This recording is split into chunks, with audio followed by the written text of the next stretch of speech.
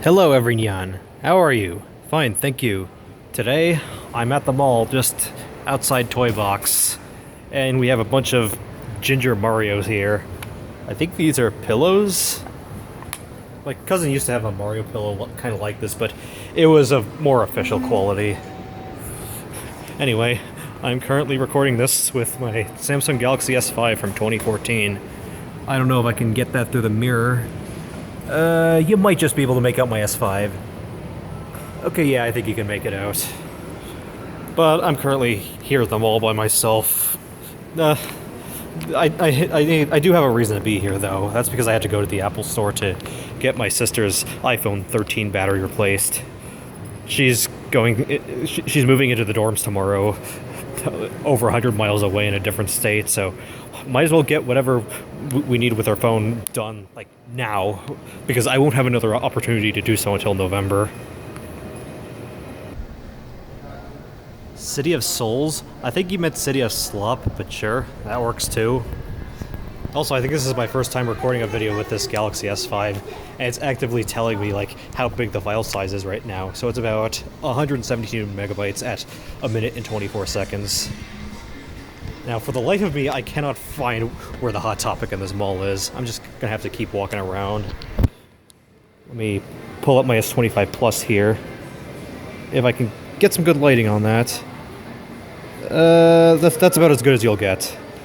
It is 12:28, and I need to be back at the Apple Store around 1:20. Ooh, very likely expired candy. They probably refilled the candy every now and again. There's probably regulations where they have to do so. At least I would think there are.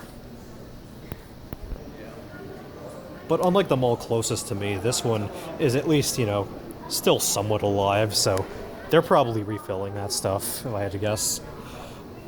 Although the unfortunate thing, since I was... Okay, maybe not since I was last here. But I do remember back in 2014 or so, they had like an interactive floor here. But up there, that's where Red Robin would have been. As of June 2026, so like 2 months ago, they no longer have Red Robin here. Luxury games and collectibles. This is where all the TCG bros hang out. At least I would think so. I don't know. I don't come to this mall super often. I just came over here because this was the most reasonable option for me to get my sister's iPhone battery replaced within the little amount of time that I had.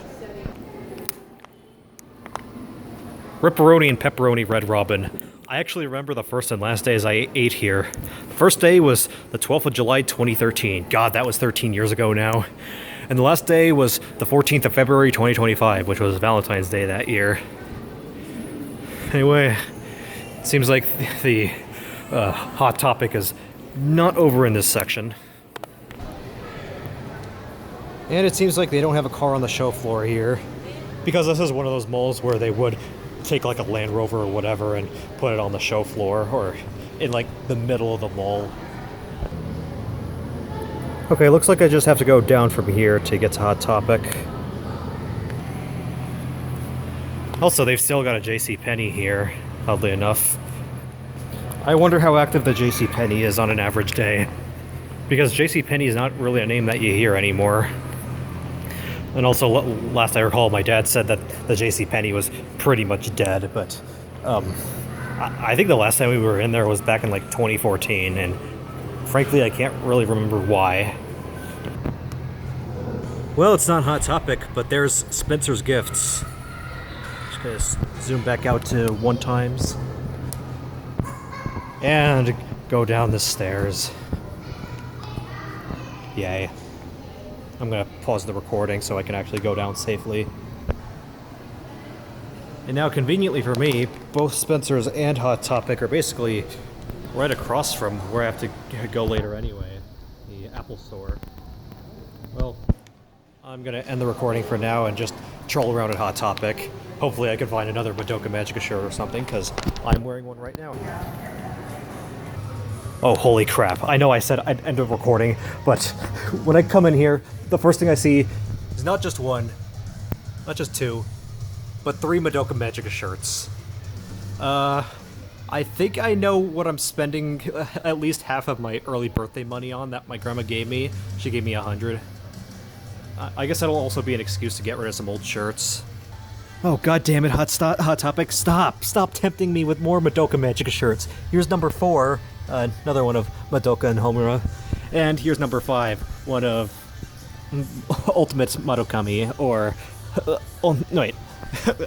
I think it's actually Ultimate Madoka in English, or Madokami in Japanese. Oh, come on, man. I only wanted to buy, like, 1, maybe 2 if they had them. You know, that's the thing with Hot Topic and stores like this in person, is that typically I'd never really see merch for any anime that I cared about. Like, back in 2023, I'd see merch for Spy Family, but not Bocchi the Rock. And now, weirdly enough, I'm seeing merch for Madoka Magica, which came out like 15 years ago, but I guess this is all in hype of the new movie that's coming out later this year, if it hasn't already. I was not expecting an early, like, .com reference here, although this is HTTPS, so it is somewhat recent, but shit, I need this one. This was the one down here. Although, as for what other one I might take, probably the one that has Sayaka on it, because she's a Sapphire just like me, but also I don't have any shirts with Sayaka yet. I think I have one with Kyoko, but barely. And as for Madokami, I'm not really familiar with her, and quite frankly, the ending of Madoka Magica makes me pretty uncomfortable, but the rest of the show is goated. Uh-oh, it's a Windows XP t-shirt. I should get that for my mom. Except, no, I gotta find another Courage the Cowardly Dog shirt and get that for her. Linkin Park. Hybrid Theory. It wasn't that exact version, but it looked a lot more like the official disc art, but I think... or not the disc art, but the cover art. I think that was the first shirt that I ever bought at a Hot Topic. The 22nd of July, 2020. Yes, somehow I remember the dates for all these things. Hey guys, did you know that in terms of human companionship, Vaporeon is the most huggable Pokemon? You know, all jokes aside, I've been meaning to get a Vaporeon plush for my collection. Okay, so I guess I'm gonna go with these 3. Go with the one that has full color scheme Kyoko, and of course Sayaka. And we have white Madoka here. We have a medium size of this Madoka and Homura shirt. Yeah, I'm a medium. And I even found frickin' Charlotte, even though I'm not buying this one.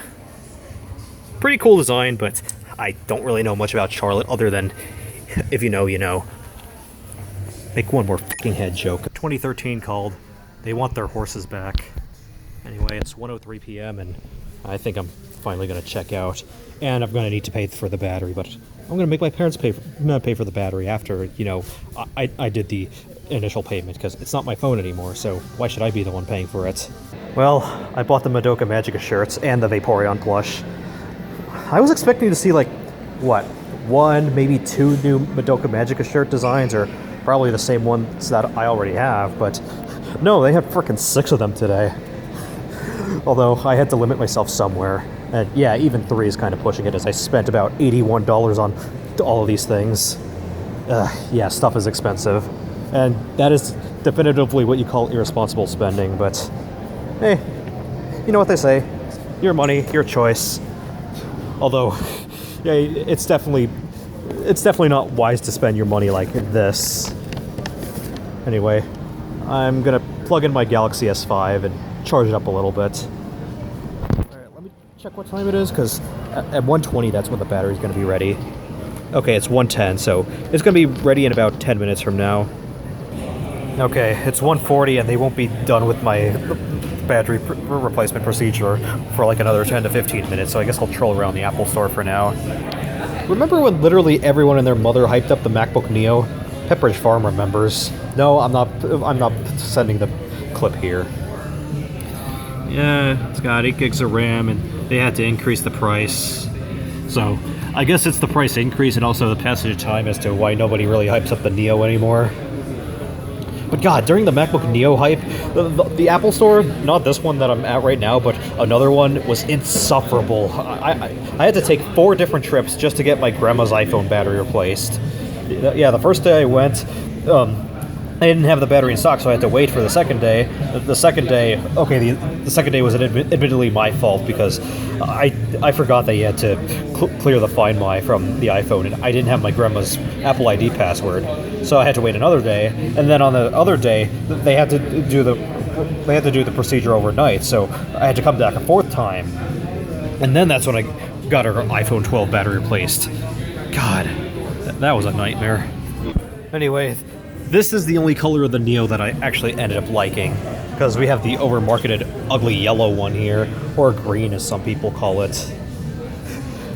Let's make some slop content on how I beat the MacBook Neo for only $34 with the MacBook Pro from 2015 that I got from the thrift store.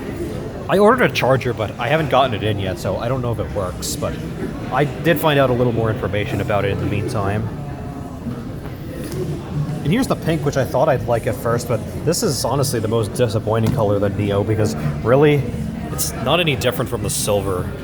Like, it just has a little pinkish tinge, but from certain angles, you can't even tell it apart from the silver one.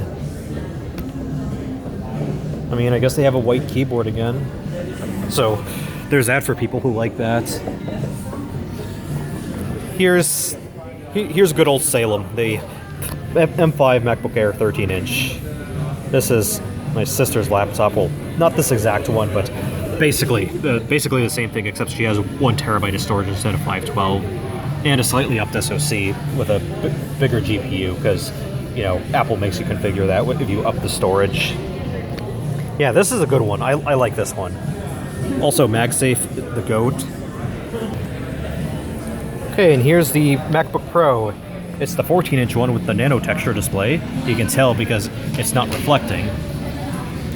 I've heard mixed opinions on the nano texture display. Although personally, I'd probably prefer the nano texture display because I don't really like the glossy panels. But it has a very good acceptable refresh rate, which you cannot see because it's only recording at 1080p 30. Ooh, this one has 48 gigs of RAM in it. It's the M5 Pro spec. From $25.99, but you're probably paying way more than that at this point for one of these. Also, it's probably only me, but I think the new gen MacBook Pros are too thick and heavy. I mean, they are validly separated from the MacBook Air, at least. Speaking of which, here's the 15-inch MacBook Air. This is totally the perfect MacBook for me, because I like big laptops, but I don't like how thick and heavy the Pro is. Except the MacBook Air 15-inch specifically is in a no man's land. Yeah, Apple users seem to hate the MacBook Air at the moment because of how much you lose compared to the Pro, but really I think the Air is like more practical for like the everyman or the college student who doesn't need like all this extra junk. I guess the only reason why I say that the new gen MacBook Pros are too thick and heavy is because I'm so painfully used to the past, like, okay, not past 10 years, but 10 years of MacBook Pros that were, or they weren't even MacBook Pros, they were MacBook Airs LARPing as Pros. They had, like, slightly better specs, but otherwise they were just as thin, and God forbid if it's something like the 14,2, which is really just an Air, but with a fancier CPU, and you really don't get anything over an Air realistically. Mac Studio is looking a little bit older here because it's got an M4 Max or an M3 Ultra. Oh, who am I kidding? All the SoCs have been just as awesome as since like the M1. The M2 though, nobody liked that one. This one's got 36 gigs of RAM in it. And we got a good old Magic Trackpad. You know, some people may not like the Magic Trackpad, but I think it has its uses. The keyboard here, it does look pretty elegant. Even has Touch ID and oh wait, no, that's a context menu button. You don't see that on Apple keyboards. And also, you have a lot of PC keyboards, not all of them, but quite a number of them, doing away with the context menu key these days. Come on, man, can we at least keep the context menu key? That's such a good one. And yeah, here's the big boy Mac Studio. Big boy, but not really big boy, because the Mac Pro is gone. And here's everyone's least favorite mouse ever. It's got a Type-C port on the bottom, so you can't use it while you're charging it. Or you can't even pretend to use it wired.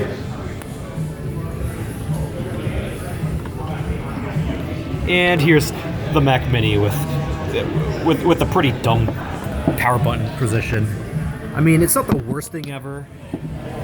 I mean, it is just lifted enough so you could just like, bam. My camera was a little bit out of focus there. But I would rather it be like on the front or perhaps like in the back. I mean, having it like in the back or whatever would be useful for like server racks and clusters. And here's another product in no man's land, the iMac. Personally, I'd say just get a MacBook Air and hook it up to a monitor. Yeah, it's not going to be quite as nice as the 4.5K display on here, which... Is it 16 by 10 or is it still 16 by 9? It is still 16 by 9. Based, the 16 by 10 revolution needs to die. Leave 16 by 10 2001 where it belongs. Hey, which one of you clubbed me for saying that? And here's the iPad.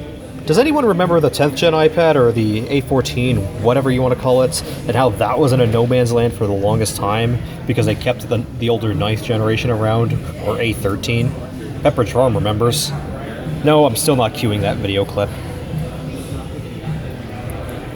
But these days I feel like that the iPad is like, you know, it's kind of in a no man's land because like nobody really has them anymore. Okay, I wouldn't say nobody, but the fad of everyone having a tablet has definitely worn off since 2015 or so, after the Air 2. I mean, it's no wonder why the last iPad our family ever got was my sister's A12 iPad in 2020. She was still 12 at the time. I will say that the new Gen Vanilla iPad is very colorful, though. I like this one. Yeah, this is a good one. And here's the... Whoops, got interrupted by an employee that was checking on my order or battery servicing. But here's the overrated ever, the iPhone 17. Except no, this one is actually legitimately decent. And for some reason, during like all the Apple price increases, the iPhones were not affected, at least not yet. It's a latent price increase on those that's going to come with the next generation. Yeah, I like the white of this one. I know I'm the only Android apologist left on the planet, as I'm recording with an S5 and I daily drive an S25 Plus, which I got literally 2 months ago.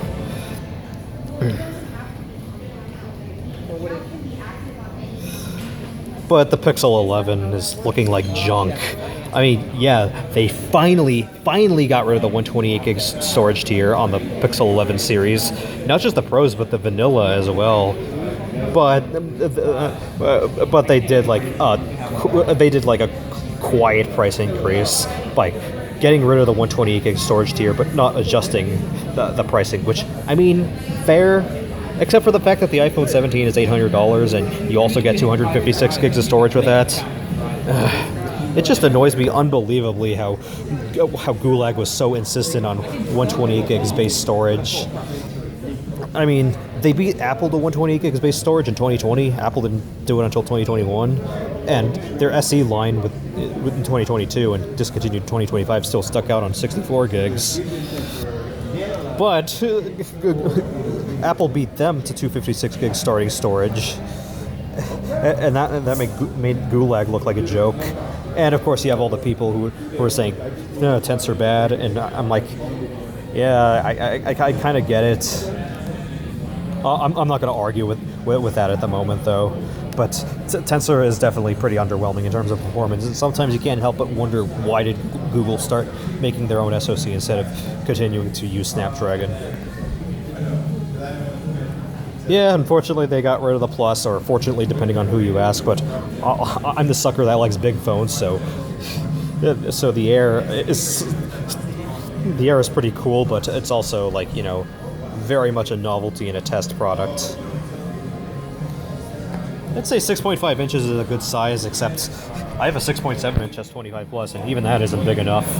You could probably give me the 17 Pro Max, and if I didn't mind iOS, I probably still would think it isn't big enough. Also, I can't stand how seemingly every case has to expose the plateau, which just, you know, since this is glass, frosted glass, is it frosted glass? I think this might actually be titanium, and this is the frosted glass. That just leaves more of this exposed, and like, I don't know. I don't really like that.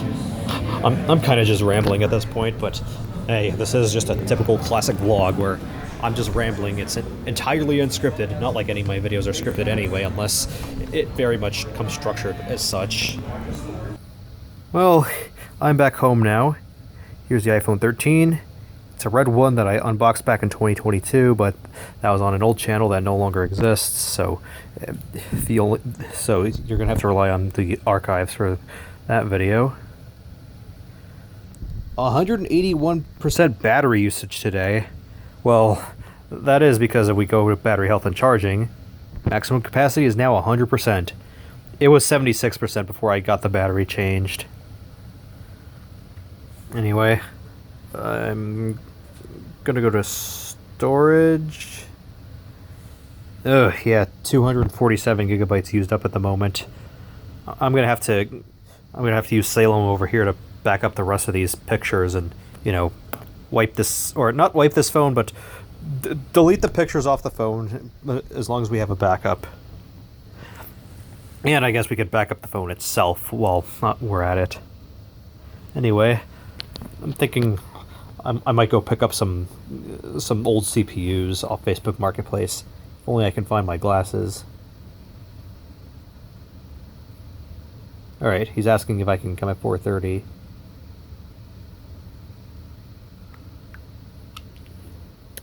Alright. I'm going to end this clip here. I don't know if I'm going to add anything else to this vlog, but in case I do, this is not the end. Also, I got to plug this phone in. Alright, I'm getting kind of tired now, but I got some stuff. I went on a bit of a trip. It was pretty exhausting because I went during like the worst possible time, and traffic was just. Anyway, I got this box here. It's a watch box, but there's no watch here. Well, ignore the screw here.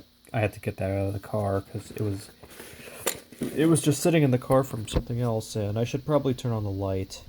Okay. Yeah, I got a mystery box of CPUs. It cost me about $15 for these. The seller was asking like 20. I offered him 10 and he countered me 15.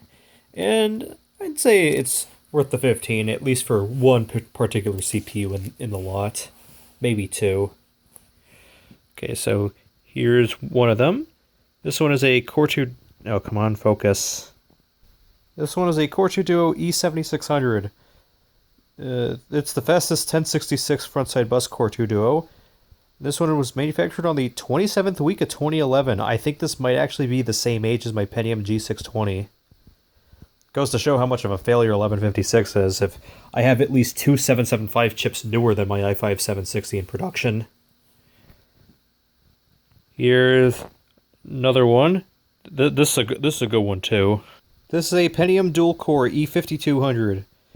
2.5 gigahertz, 2 megabytes of cache, 800 megahertz frontside bus, or mega transfers per second. This one was manufactured on the 19th week of 2009. Yeah, pretty typical Wolfdale Pentium dual-core. Those are actually really good chips. All right, next, here's a Core 2 Duo E7200. Manufactured on the 22nd week of 2008. Basically the E7600, but clocked lower at 2.53 gigahertz instead of 3.06. And also 3 years older. This is Core 2 Duo E6550. These 1333 frontside bus conros are pretty worthless. Because there are like rarely any instances where a board can take this, but can't take a Wolfdale. I mean, I think the only board I know of that can do so are either some weirdo 945 GCs with fake 1333 support, and also some HP OEM boards that never got Wolfdale microcode. This one was manufactured in 2007, 46th week that year. Alright, this one has a lighter green. This is a Pentium D830, which is basically just two 3 gigahertz Pentium 4s. 2 megabytes of cache, 800 frontside bus, 46th week of 2005. And this is a 130 watt chip. Basically, it's an inefficient Pentium E5700. Except at least the E5700 is a proper dual core and actually a good chip. I have an E5800 in Newcastle, which is the SR1990NX or 775i65G board. And come on, this is the last of the 775 chips. Pentium dual core E2220 from the 43rd week of 2008. Now, these Allendale Pentiums, they're not quite as good, because the best Allendale Pentium is still slower than the worst Wolfdale Celeron. They both have the same spec: 2.4 gigahertz, 1 megabyte of level 2 cache, 800 frontside bus. But the Celeron is more efficient as it's based on the 45 nanometer Wolfdale core instead of the 65 nanometer Allendale core. Alright, that's it for 775 CPUs. Now let's take a look at the AMD stuff. We have an Athlon 64X2 3800 plus for $939 as given by the 2001 copyright date. It was manufactured on the 41st week of 2005. I had one of these. It came out of the HP Media Center M7334N. But I sold that CPU individually and sold the system with a Sempron 3200 plus. Speaking of Semprons, I got one for $939 here as well. It's a 3500 plus from the 47th week of 05. Yeah, some of the pins are bent on these AMD CPUs. Yeah, PGA be like that, but they're not horribly bent. I could probably unbend them. Here's another Athlon 64X2 3800 plus, but this one's from the 43rd week of 2006, and it's for socket AM2, so this one is worthless unlike the one for $939. But still good to have a chip like that sitting around. Next, we have a vanilla Athlon 64. Come on, focus.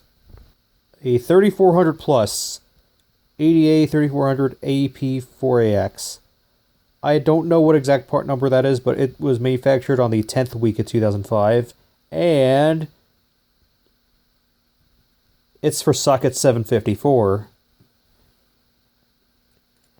Because let's grab one of the 939 chips here, like the Sempron. You can see that the middle is occupied by pins, whereas the 754 chip is not like that. I'm not going to bother showing the AM2s because they're almost identical to the 939s, but they have one extra pin, and I think they're arranged slightly differently. Next up is this AMD Athlon 2 X2 220, manufactured on the 25th week of 2011. Now, the 220 is kind of interesting in that it's basically just a reject X4 630, I believe. Yeah, it's a reject X4 630, which also had another reject SKU. I think that was the Athlon 2X3 430. So, if I ever get another AM2 Plus or AM3 board, it'll be interesting to try to unlock the third or fourth cores on those and see if I can turn that dual core into a quad core. And last but not least, this is the best chip of the lot. An AMD Phenom 2. Come on. It's a little hard for you to see. HD T45T WFK whatever. Manufactured on the 39th week of 2011. That is a pretty late Phenom 2X6. But yes, this is a Phenom 2X6 1045T. I think the 1045T was only an OEM processor, but maybe later on it was put on retail shelves, just like the X4 960T, which was a disabled 1075T X6, or a reject X6 1075T. Yeah, some of the pins are bent on this one. Could probably unbend them, but if this works and if I can unbend those pins, then this alone was worth the $15 out of all these CPUs. In second place would probably be the 3800 plus for 939. That would be this one, I think. You can't make it out, but I can. The 64X2 for 939 being the second most valuable, or it might actually be more valuable than the X6 1045T. I don't know really, but I think the 1045T is more valuable. But yeah, that's it for this lot of CPUs, but I'm still not done with this vlog. I don't know if I'm even going to be able to get this finished today. I gotta be up early tomorrow to help my sister move into the dorms. I'm gonna leave at like 7 at the latest. I'm gonna put the AMD CPUs on the bottom and put the Intels on the top. It doesn't really matter how I lay the LGA processors, it's the PGA ones that I'm worried about the pins getting bent. And because traffic was so much of a disaster on the way home, I went and got a couple things at Micro Center.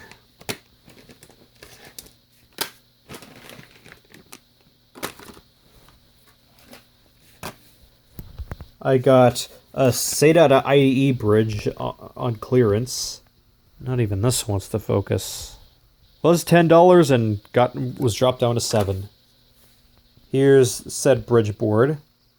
I like that this has some insulation, unlike the ones that Phil's Pentium 4 lab showed. Wait, why am I still calling him Phil's Pentium 4 lab? He's Phil's Core 2 Duo lab these days.